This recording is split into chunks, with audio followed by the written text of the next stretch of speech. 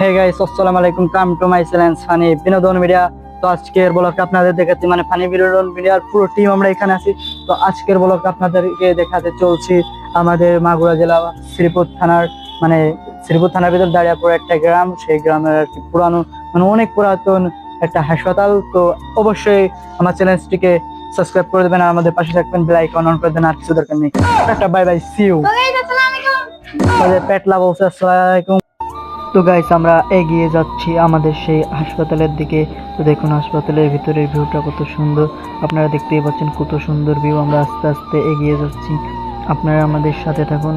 তো আমরা যতদূর জানি বা অন্য এক আপুদের কাছ থেকে খোঁজ নিয়েছি বা যতদূর জানি আপনাদেরকে দেখানোর চেষ্টা করছি, আপনারা আমাদের সাথে থাকুন। এই ভিডিওটায় মূল একটু টপিক আছে।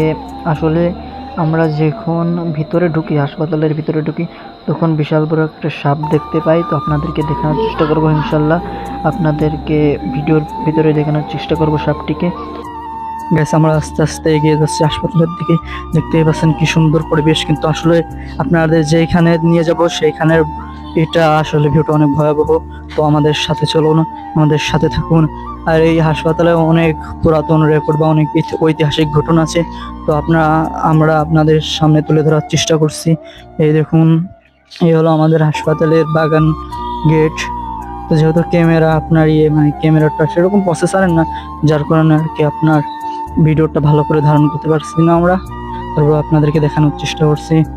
আমাদের ভিডিও করা দেখে আশেপাশের মানুষ আমাদের দিকে তাকিয়ে রয়েছে, তারপর আপনাদের দেখানোর জন্য লজ্জা হতে পারে। তারপর আমরা এসেছি। তো তো ফাইম ভাই, ভাই আপনি হাসপাতাল, আপনাদের বাড়ি যেহেতু এখানে ছিল, তো আপনি হাসপাতাল সম্পর্কে কি কি জানেন বলেন কিছু। আপনি বিলাই আসতেছে। তো এক- তো গাইস, আমরা এই স্থানে মানে এই জায়গায় এক আপু, তার কাছে জিজ্ঞেস করবো যে আসলে তিনি এই বাড়ি সম্পর্কে কি কি জানেন। আর আমরা যেহেতু জানি না, সেহেতু তার কাছ থেকে আমাদের জিজ্ঞেস করতে হবে। তো আপু, আপনি আসলে কি মানে এই বাড়ি সম্পর্কে কি জানেন? আমরা এখানে অনেক লোক থাকতো, একটা কারণে হলো এখান থেকে অনেক লোক চলে গেছিল। যেহেতু মানে হাসপাতালের পুরো ঘটনাটা যেহেতু তোমরা এখানে স্থানীয়, তোমরা তো অবশ্যই জানো। অত দিনকের কথা মনে নেই। হয়তো দিনকের কথা মনে নেই, মানে কিছু তো জানো, তোমার বাবা বা দাদুদের কাছ থেকে শোনো না এখন। এখানে বলে আগুন লাগছিল, আগুন লাগার কারণে অনেকগুলো মেয়ে, তারপরে ছোট বাচ্চাগুলো, অনেকগুলো মানুষ পুড়ে মারা গেছিল। তারপরে আমরা যতদূর জানি যে মনে করো ওই এখানে জায়গায় আগে এখন মনে করেন মাঝে মাঝে ঘুরে কাটা ডক্টর ঘরে মাঝে মাঝে মনে হয় ওখানে একটু বসে আছে একজন, অনেকগুলো চুল পায়। না, A few moments later. আমরা সেই বাড়ির ভিতরে দেখবো। এই সেই বাড়ি, এরা ভয়তে এক একটা এক একদিক ছাড়া গেছে। এই ক্যামেরাম্যান ভাই, আপনার ভয় নেই, আপনি আসেন তো ভিতরকে।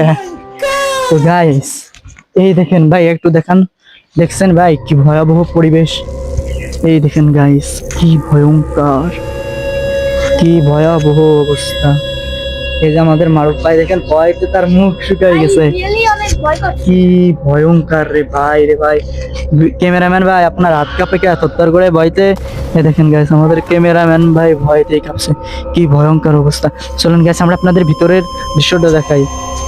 গাইস আসুন আসুন আসুন আসুন ভাই, লাইটটা জ্বালান ভাই, আমার ভাই লাইট জ্বালান দেই ভাই। দেখি ভাই আমার কাছে দেন। গাইস দেখতে পাচ্ছেন, এই সাব্বির ভাই আপনি এগুলো দেখান তো, একটু দাঁড়ান। এই দেখেন গাইস কি অবস্থা, দেখছেন গাইস কি ভয়াবহ অবস্থা গাইস।